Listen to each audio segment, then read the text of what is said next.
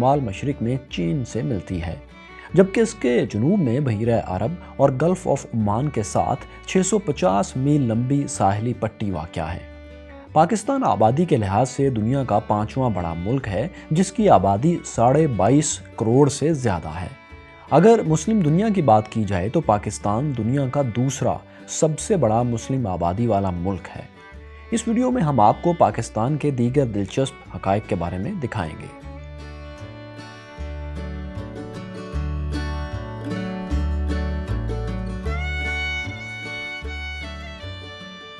Computer hacking اور virus جیسے الفاظ سے آج کون واقف نہیں، لیکن کیا آپ جانتے ہیں کہ دنیا کا پہلا کمپیوٹر وائرس پاکستانی نوجوانوں نے بنایا تھا؟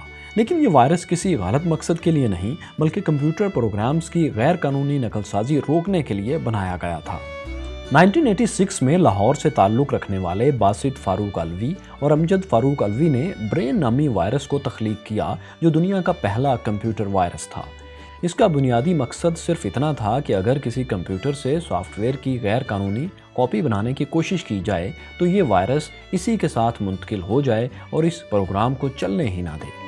اس ایجاد کو دنیا بھر میں بہت پذیرائی ملی اور سافٹ ویئر کمپنیز نے اپنی مصنوعات کو غیر قانونی نقل سے بچانے کے لیے ایسے ہی اقدامات کیے۔ لیکن جیسے جیسے کمپیوٹر نے ترقی کی اور اس کا استعمال بڑھا، ویسے ویسے جرائم پیشہ لوگوں نے بھی وائرس تیار کرنا شروع کر دیے اور صرف چند ہی سال میں وائرس تیار کرنا جرائم پیشہ کارروائی بن کر رہ گیا۔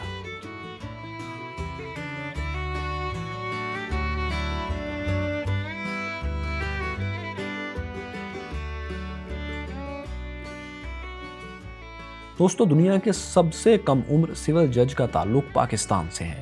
جی ہاں دوستو، پاکستان ہی وہ ملک ہے جہاں دنیا کے سب سے کم عمر شخص نے سول جج کا عہدہ سنبھالا۔ جولائی 1952 میں محمد الیاس نے لاہور میں سول جج کا عہدہ سنبھالا تو ان کی عمر صرف 20 سال اور 9 مہینے تھی۔ اگرچہ وہ سول جج بننے کا امتحان اس سے بہت پہلے پاس کر چکے تھے، لیکن ضابطے کی کارروائی کے باعث ان کی تقرری اس نتیجے کے 8 ماہ بعد عمل میں لائی گئی۔ یہاں یہ بات یاد رہے دوستو کہ یہ ریکارڈ آج تک قائم ہے۔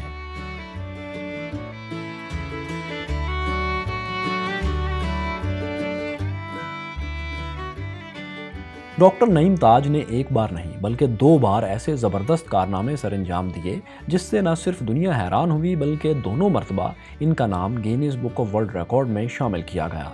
پہلا کارنامہ ڈاکٹر نعیم تاج نے جنوری 2012 میں سر انجام دیا، جب انہوں نے جدید ٹیکنالوجی لیبروسکوپی کی مدد سے 70 سالہ رشیدہ بی بی کا کامیاب آپریشن کیا۔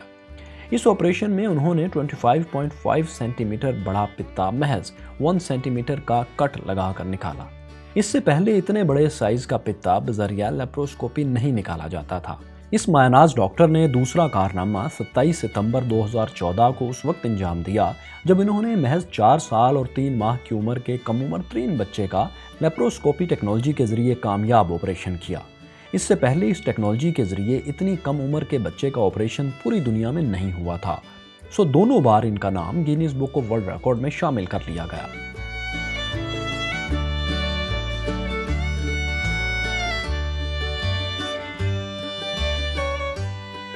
1935 میں گلگت کے علاقے شندور ٹاپ میں، جسے روف آف دا ورلڈ بھی کہا جاتا ہے، وہاں کی اہم شخصیت نیت قبول حیات کاکا خیل نے برطانوی political agent major E H Cobb کے حکم پر شندور میں سطح سمندر سے 12,200 فٹ کی بلندی پر ایک شاندار پولو گراؤنڈ تعمیر کیا۔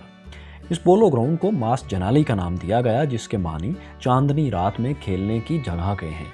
یہ دنیا کا سب سے بلند پولو گراؤنڈ ہے۔ 1936 سے یہاں روایتی پولو فیسٹیول کا انعقاد کیا جا رہا ہے۔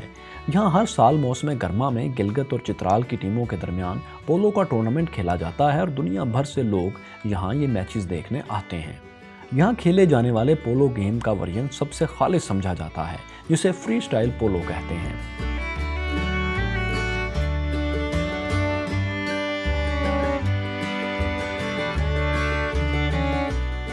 ٹھٹھا کے قریب واقع مقلی کا قبرستان دنیا بھر میں اپنی منفرد حیثیت کی وجہ سے مشہور ہے۔ یہ دنیا میں موجود سب سے بڑی جنازگاہوں میں سے ایک ہے اور دنیا کا سب سے بڑا قبرستان ہے۔ اسے سٹی آف سائلنس بھی کہا جاتا ہے۔ 6 مربع میل رقبے پر پھیلے اس قبرستان میں 14ویں سے 18ویں صدی تک کی قبریں اور مقبرے موجود ہیں۔ قبروں اور مقبروں کی عمدہ نقش نگاری اور بے مثال خطاطی اپنی مثال آپ ہے۔ مقلی کے قبرستان کو یونیسکو نے 1981 میں عالمی ثقافتی ورثے میں شامل کرنے کا اعلان کیا تھا۔ کئی تہذیبوں اور ثقافتوں کے امین مقلی قبرستان کو دیکھنے کے لیے ہر سال ہزاروں سیاح آتے ہیں۔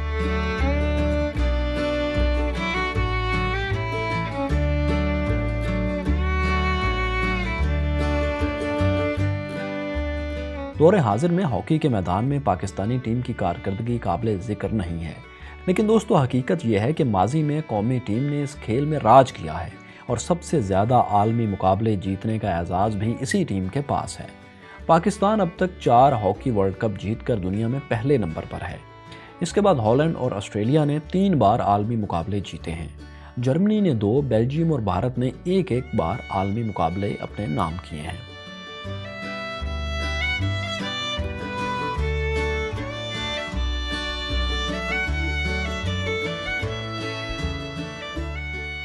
ڈولفنز کی ایک ایسی قسم ہے جو صرف دریائے سندھ میں پائی جاتی ہے، جسے نابینا ڈولفن کہتے ہیں۔ مقامی زبان میں اسے بھلن کہا جاتا ہے۔ 19ویں صدی تک بھلن 3000 کلومیٹر طویل دریائے سندھ میں ہر جگہ موجود تھی، لیکن ڈیمز اور بیراجوں کی تعمیر کی بدولت پانی کی کمی کے سبب اب یہ صرف دریا کے 1300 کلومیٹر یعنی جنوبی پنجاب اور بالائی سندھ میں ہی پائی جاتی ہے۔ دریائے سندھ میں پائی جانے والی ڈولفن کی یہ قسم بنیادی طور پر نابینا ہوتی ہے، لیکن یہ روشنی اور آواز کے ذریعے اپنے راستے اور شکار کا انتخاب کرتی ہے۔ حکومت کی عدم توجہی اور کچھ لوگوں میں اس حوالے سے شعور کی کمی کی وجہ سے ان کی تعداد کم ہو رہی ہے۔ یہی وجہ ہے کہ جنگلی حیات کے عالمی ادارے ورلڈ وائلڈ لائف نے اسے تیزی سے معدوم ہونے والے جانوروں کی فہرست میں شامل کر رکھا ہے۔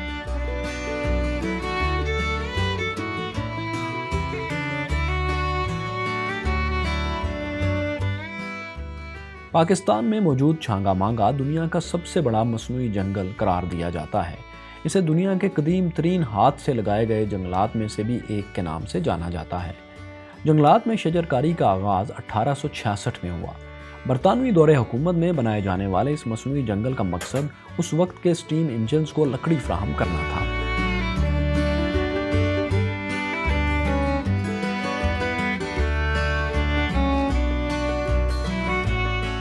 گوادر کی بندرگاہ دنیا کی سب سے گہری بندرگاہ ہے، جو پاکستان کے صوبے بلوچستان میں بحیرہ عرب پر واقع ہے۔ اس بندرگاہ کی ایک اہم ترین خاصیت یہ ہے کہ یہاں کا پانی گرم ہے۔ یہی وجہ ہے کہ قدرتی صلاحیت کے باعث چین کے علاوہ بہت سے ممالک اس بندرگاہ پر سرمایہ کاری کے لیے دلچسپی دکھا چکے ہیں۔ گوادر بندرگاہ پر پاک چین اقتصادی راہداری کے تحت بننے والے بین الاقوامی ہوائی اڈے پر دنیا کے سب سے بڑے مسافر بردار طیارے A380 کے اترنے کی سہولت بھی موجود ہوگی، جو کہ ایک منفرد اعزاز ہے۔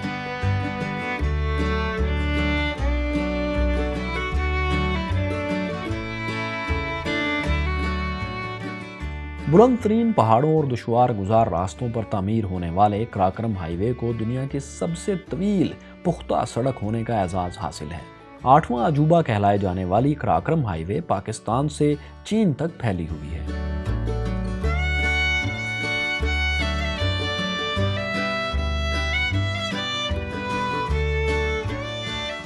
اسکواڈرن لیڈر محمد محمود عالم MM عالم پاک فضائیہ کے لڑاکا ہوا باز تھے۔ MM عالم کو 1965 کی جنگ کے حوالے سے ہمیشہ یاد رکھا جائے گا، جب انہوں نے 1 منٹ سے بھی کم وقت میں بھارت کے 5 ہنٹر جنگی طیارے مار گرانے کا دعویٰ کیا اور اس کے باعث انہیں بہت شہرت ملی۔ MM عالم کا یہ کارنامہ نہ صرف پاک فضائیہ کی تاریخ میں ایک سنہرا باب سمجھا جاتا ہے، بلکہ جنگی ہوابازی کی تاریخ کا بھی ایک ریکارڈ ہے۔ ان کی بہادری کو سراہتے ہوئے حکومت پاکستان نے انہیں ستارہ جرت سے بھی نوازا تھا۔ یاد رہے کہ یہ ریکارڈ عالمی ریکارڈز میں شامل نہیں ہے۔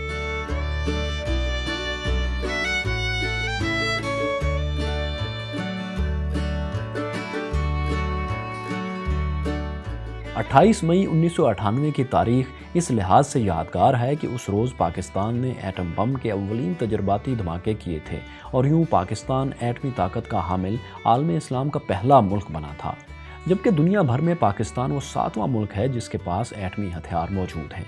لیکن دوستو، پاکستان نے ایٹمی توانائی پر سنجیدہ پیش رفت 1960 کے عشرے سے ہی شروع کر دی تھی۔ اس کا سب سے بڑا ثبوت عالم اسلام کا پہلا ایٹمی بجلی گھر تھا، کراچی نیوکلیئر پاور پلانٹ، جس کا افتتاح 1972 میں اس وقت کے صدر پاکستان ذوالفقار علی بھٹو نے کیا تھا۔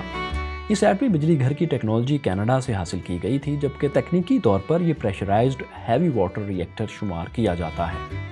اس کے علاوہ پاکستان کے لیے ایک اور اعزاز کی بات یہ بھی ہے کہ وہ عالمی ایجنسی برائے ایٹمی توانائی IAEA کے بورڈ آف گورنر کا بانی رکن بھی ہے۔